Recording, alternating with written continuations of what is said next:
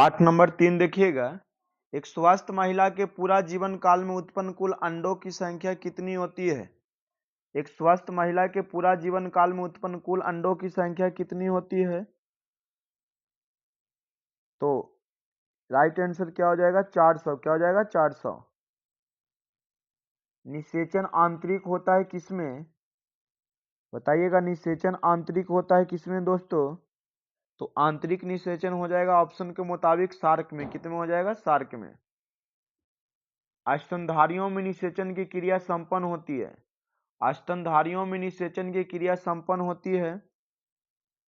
तो स्तनधारियों में निषेचन की क्रिया संपन्न होती है फलोपियन नलिका में। गर्भाशय किससे संबंधित है? तो गर्भाशय संबंधित है मादा या स्त्री जनन तंत्र से संबंधित है। कोशिकीय अवस्था में भ्रूण क्या कहलाता है? तो कोशिकीय अवस्था में भ्रूण कहलाता है मारूला। क्या कहलाता है? मारूला। परिपक्व शुक्राणु के शीर्ष पर एक टोपी नुमा संरचना पाई है तो उसे क्या कहते हैं? तो उसे कहा जाता है एक्रोसोम। क्या कहा जाता है? एक्रोसोम। निम्नलिखित में से कौन गर्भाशय के स्तर में प्रत्यारोपित होता है? तो ब्लास्टोसिस्ट गर्भाशय के स्तर में प्रत्यारोपित होता है। अंडाणु के भेदने से पूर्व शुक्राणु का परिपक्वन क्या कहलाता है? अंडाणु के भेदने से पूर्व शुक्राणु का परिपक्वन क्या कहलाता है दोस्तों? तो कैपेसिटेशन कहलाता है। याद रखिएगा, कैपेसिटेशन कहलाता है। फैलोपियन नलिका का अंडाशय से निकटस्थ भाग होता है तो वायु कोशिका करके याद रखिएगा। फैलोपियन नलिका का अंडाशय से निकटस्थ भाग क्या कहलाता है? तो वायु कोशिका कहलाता है। अनुवांशिक कूट कितने होते हैं? तो अनुवांशिक कूट की संख्या 64 है। द्विगुणित संरचना किसमें होता है दोस्तों? तो द्विगुणित संरचना युग्मनज में होता है, मतलब जाइगोट में होता है द्विगुणित संरचना। जिबरेलिन क्या है? तो जिबरेलिन एक प्रकार का हार्मोन है। क्वेश्चन नंबर 13 देखिएगा। इनमें से कौन नर युग्मक से संयोजन करके भ्रूणपोष बनाता है? इनमें से कौन नर युग्मक से संयोजन करके भ्रूणपोष बनाता है? तो सहायक कोशिका है नर युग्मक से संयोजन करके भ्रूणपोष बनाता है।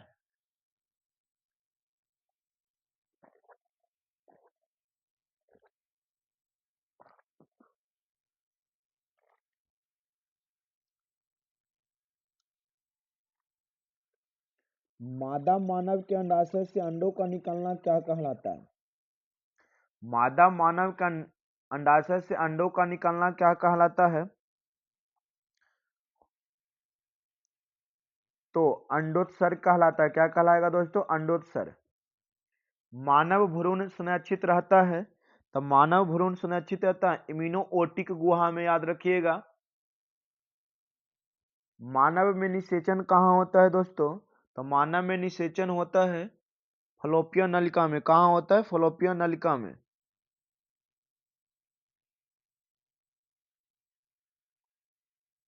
किस हार्मोन द्वारा अंडोत्सर्ग नियंत्रण होता है? तो FSH हार्मोन द्वारा। सर्टोली कोशिकाएं पाई जाती है। तो सर्टोली कोशिका पाई जाती है वृषणों में। कहाँ पाई जाती है? वृषणों में। मानव मादा में गर्भकाल कितने दिन का होता है? तो 9 माह का होता है। कोरक की गुहा क्या कहलाती है? दोस्तों कोरक की गुहा क्या कहलाती है? बताइएगा। 20 नंबर क्वेश्चन। कोरक की गुहा क्या कहलाती है? तो कोरक की गुहा को सिलोम कहा जाता है।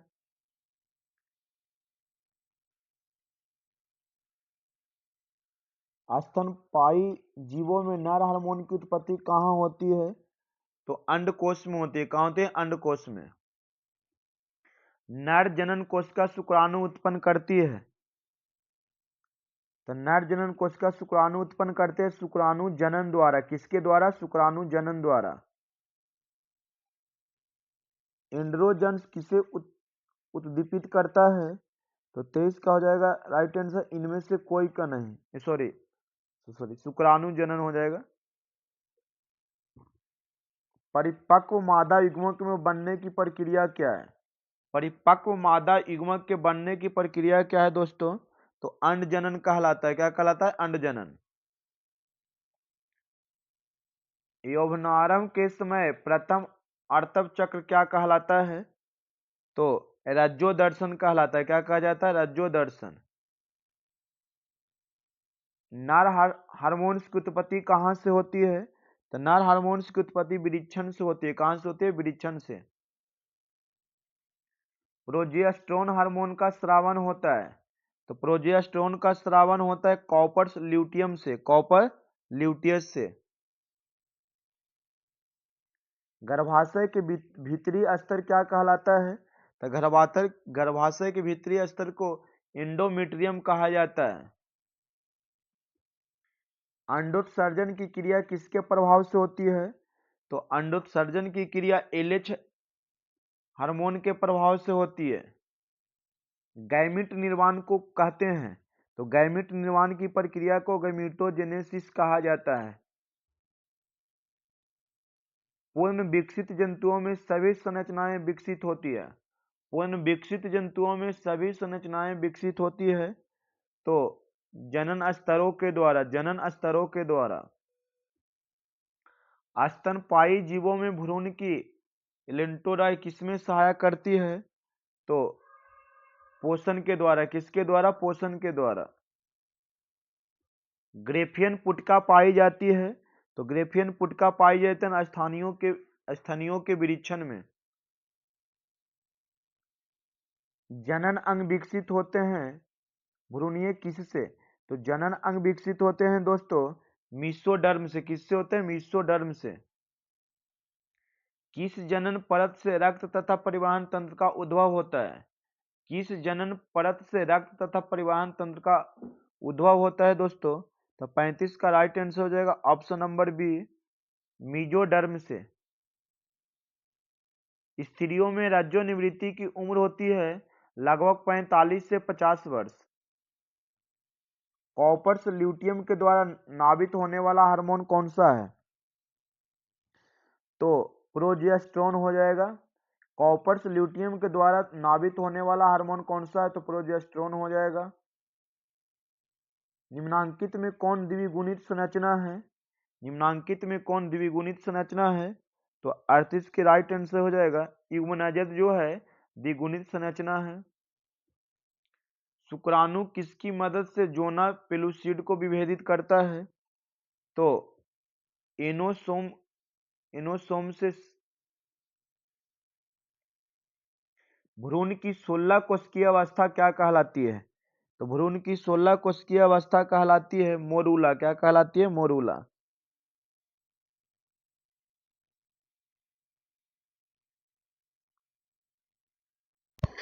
देखिएगा पाठ नंबर 4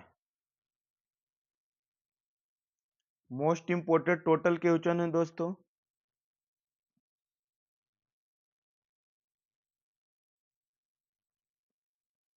जनसंख्या अधिक होने से क्या हो जाएगा? तो जनसंख्या अधिक होने से प्रति व्यक्ति आयु कम हो जाएगी।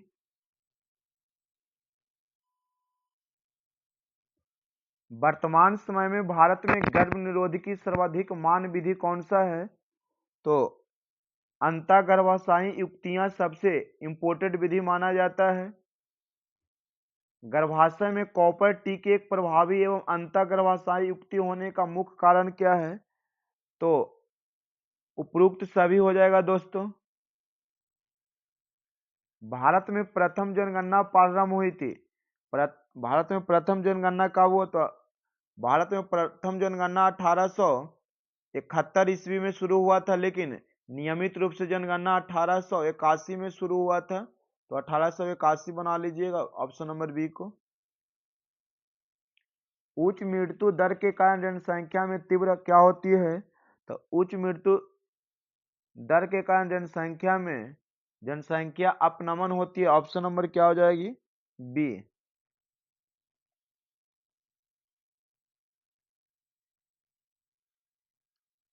इम्यूनोसेटिस एक प्रक्रिया है। तो अमीनोएसिड्स एक प्रक्रिया है भ्रूण में आनुवांशिक विकार ज्ञात करने की। सहेली जो कि मादा गर्भ निरोधक पुटिका में प्रयोग की जाती है, तो सहेली दवा जो साप्ताहिक प्रयोग किया जाता है। कॉपर टी का कार्य क्या है? तो गर्भधारण को रोकना, गर्भधारण को रोकना, गर्भधारण को रोकना। जन्म नियंत्रण की सर्वाधिक उपयुक्त विधि कौन सा है? जन्म नियंत्रण की सबसे उपयुक्त विधि कहा जाएगा तो बंध्याकरण हो जाएगा। क्या हो जाएगा? बंध्याकरण। केंद्रीय औषधि अनुसंधान संस्थान द्वारा कौन सी गर्भ निरोधक गोली तैयार की जाती है? तो सहेली गोली। फिर से देख लेते हैं, कॉपर टी का कार्य क्या है? तो निषेचन की रोकना हो जाएगा 8 का दोस्तों। किसी खास समय एवं स्थान में किसी खास आबादी में मृत्यु की संख्या को क्या कहते हैं? तो मोर्टेलिटी कहा जाता है। किसी खास समय एवं स्थान में किसी खास आबादी की मृत्यु की संख्या को क्या कहते हैं? मोर्टेलिटी कहते हैं। निम्न में से कौन रिट्रोवायरस द्वारा उत्पन्न होता है? तो रिट्रोवायरस द्वारा उत्पन्न होता है एड्स। रिट्रोवायरस द्वारा कौन उत्पन्न होता है? तो एड्स। परिवार नियोजन कार्यक्रम प्रारंभ किया गया था 1951 ईस्वी में। बढ़ रहे मानव भ्रूण का पहला संकेत क्या है? तो स्टेथोस्कोप द्वारा हृदय ध्वनि को सुनकर।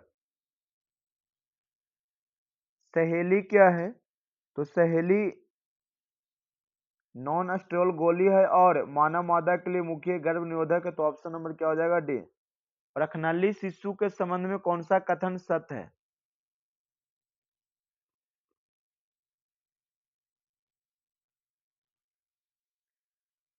तो 16 का राइट आंसर हो जाएगा जननांगों के बाहर निषेचन तथा गर्भाशय में परिवर्तन। ऑप्शन नंबर क्या हो जाएगा? सी। निम्न में से कौन सी जन्म नियंत्रण युक्ति स्त्री द्वारा प्रयोग नहीं की जाती है? तो 17 का राइट आंसर हो जाएगा ऑप्शन नंबर सी, निरोध। निरोध पुरुषों द्वारा शिश्न में लगाने का। जननांग मज्जा निम्नलिखित में किसके द्वारा फैलता है? तो पैपिलोमा विषाणु द्वारा, याद रखिएगा, तो जननांग मज्जा फैलता है। प्रखनली शिशु एक तकनीकी है जिसमें क्या होता है? तो अंडाणु लेकर फिर इसे निषेचित कराकर रोपित करते हैं। गर्भ निरोधक पुटिका में प्रोजेस्टेरोन है, तो प्रोजेस्टेरोन है अंडोत्सर्ग को रोकता है, अंडोत्सर्ग को रोकता है। जन्म नियंत्रण की एक विधि है दोस्तों, तो जन्म नियंत्रण की एक विधि हो जाएगा आपको IUDS। Option number D. कौन सी तकनीकी पुरुषों से संबंधित है? तो पुरुषों से संबंधित को कहते हैं बास्केटोमी और महिला को क्या कहा जाता है? ट्यूबेक्टोमी। कॉपर टी रोकता है, तो कॉपर टी रोकता है अंड निषेचन को। किससे हो जाएगा? निषेचन को।